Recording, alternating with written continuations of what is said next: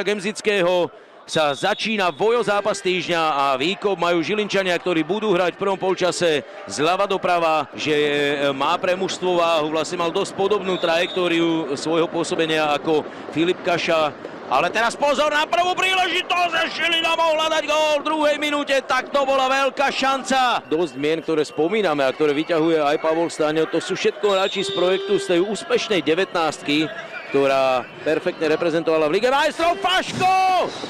A to práve kam urobil, teraz pozor, šanca! Ale pozor na akciu Žilinčanov, tá pokračuje Bári, šanca, gól! Adrián Kaprálik. No. Gól. A gól? Áno.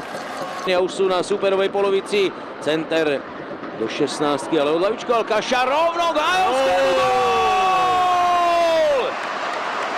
Tak pred chvíľou sa ozývalo z trenčianskych tribún, kam si to kopol a Hajovský mu ukázal, kam to kopol. Rovno do siete, krížna nádherná strela tohto 19-ročného odchovanca. 1-1. Zaslúžene.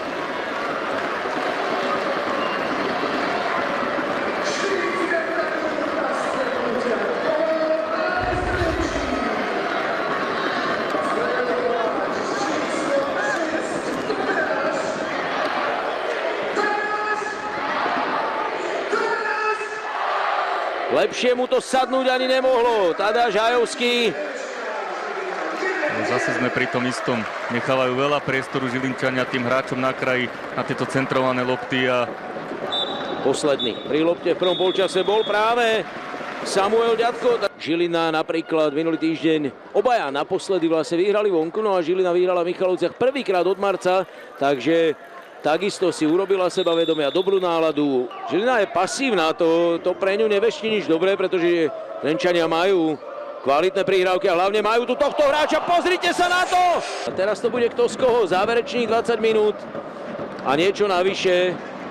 Aj z nastavenia, aj teraz veľmi dobré uvoľnenie, to je šanca, gól!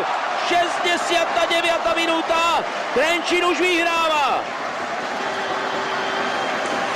Hajovský urobil kus roboty, naozaj ten Bari tam bol úplne voľný, ale Hajovský si ho všimol, odsúval späť, dosprintoval ho, získal loptu a z následného protiútoku dali gól. Výborná prechodová fáza zo strany Trenčína. Tak sa na to ešte raz pozrime. Najskôr Belko vykopáva, ale lopta nenašla Kristiana Bariová, vrátila sa k Ľubomírovi Belkovi najhorším možným spôsobom z jeho pohľadu a gól dáva Molik Jessican, 21-ročný futbalista z Trinidadu a Tobaga. Teda potvrdil to, čo Juraj Jančic nenápadne hádže do pléna už takých dobrých 25 minút. Teraz na Kamáčovi myslí Sáblič a Belko iba odrazil a je koniec.